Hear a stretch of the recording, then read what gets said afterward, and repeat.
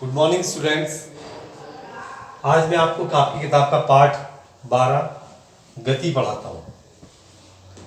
पाठ 12 में हम सबसे पहले पढ़ेंगे विराम तथा गति की अवस्था। विराम तथा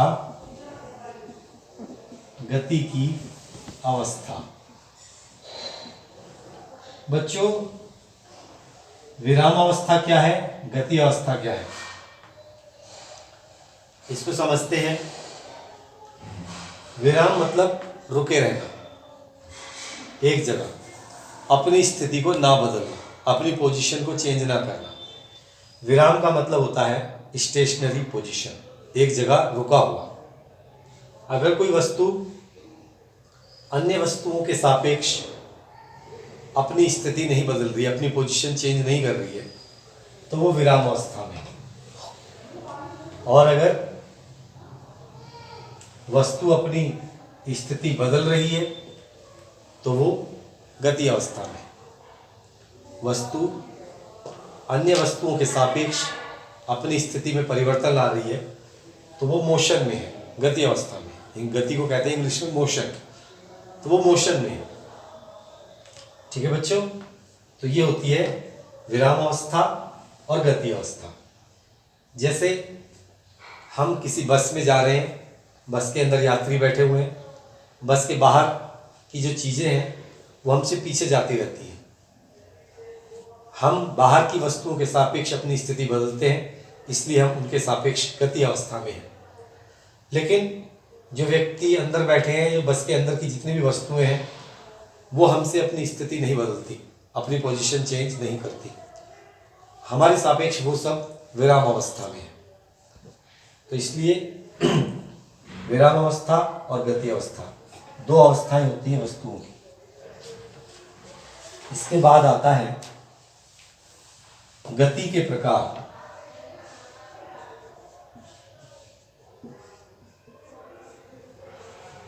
गति बच्चों कई प्रकार की होती है। नंबर 1 है सरल रेखीय गति, यानी मोशन इन स्ट्रेट लाइन। जब कोई वस्तु एक सीधी लाइन में चल रही है, सीधे सीधे, तो इसकी जो गति होती है हम इसे सरल रेखीय गति कहते हैं। जैसे ट्रेन अपनी पटरी पर सीधी चल रही है, कोई गाड़ी सीधी चल रही है, वो सरल रेखीय गति है। ठीक है। इसके बाद आती है नंबर 2 घूर्णन गति। घूर्णन गति क्या है? देखो बच्चों, जब कोई वस्तु अपनी अक्ष पर घूमती है, जैसे लट्टू अपनी कील पर घूमता है, पृथ्वी अपनी अक्ष पर घूमती है, कुम्हार का चाक अपनी अक्ष यानी कीली पर घूमता है, तो ऐसी गति को हम घूर्णन गति कहते हैं। ठीक है ना। इसके बाद नंबर 3 है आवर्ती गति।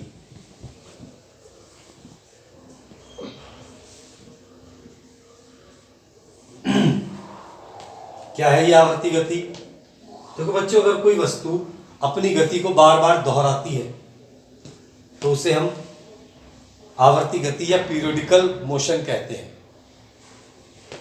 जैसे घड़ी की सुइयां हैं, बार बार अपनी गति को दोहरा रही हैं। ठीक है। और एक धागे से एक बॉल को बांध दिया जाए और दृढ़ आधार से लटका दिया जाए और इसको एक और ले जाके छोड़ दिया जाए, तो ये भी ऐसे ऐसे गति करता रहेगा, अपनी गति को बार बार दोहराएगा, रिपीट करेगा।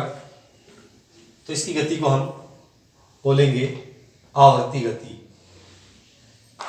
इसके बाद आता है बच्चों दूरी और विस्थापन।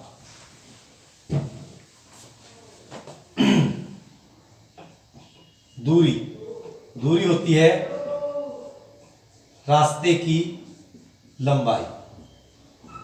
ठीक है। मान लीजिए एक वस्तु ए से चलती है और बी पर पहुंचती है। मान लीजिए 4 मीटर चलती है। ठीक है। फिर बी से सी पर जाती है 3 मीटर। तो दूरी कितनी चली उसने? 4 + 3 = 7 मीटर। एक और राशि है विस्थापन। विस्थापन क्या होता है? विस्थापन होता है प्रारंभिक बिंदु और अंतिम बिंदु के बीच की दूरी।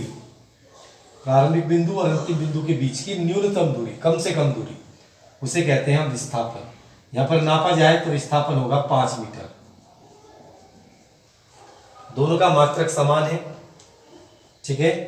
दूरी होती है रास्ते की लंबाई, जितना रास्ता उसने चला है, और विस्थापन होता है प्रारंभिक बिंदु और अंतिम बिंदु, जो उसका लास्ट पॉइंट है और जो उसका इनिशियल पॉइंट है, उनके बीच का डिस्टेंस। दूरी होती है लेंथ ऑफ पाथ, पाथ की टोटल लेंथ, और ये होता है डिस्प्लेसमेंट। क्या होता है विस्थापन से? डिस्प्लेसमेंट कहते हैं इंग्लिश में। Distance between initial point and final point, प्रारंभिक बिंदु और अंतिम बिंदु के बीच की जो दूरी होती है उसको हम विस्थापन या डिस्प्लेसमेंट कहते हैं। तो बच्चों, आज की क्लास में मैं आपको इतना ही पढ़ाऊंगा, बाकी मैं आपको अगली क्लास में पढ़ाऊंगा। नमस्कार, धन्यवाद।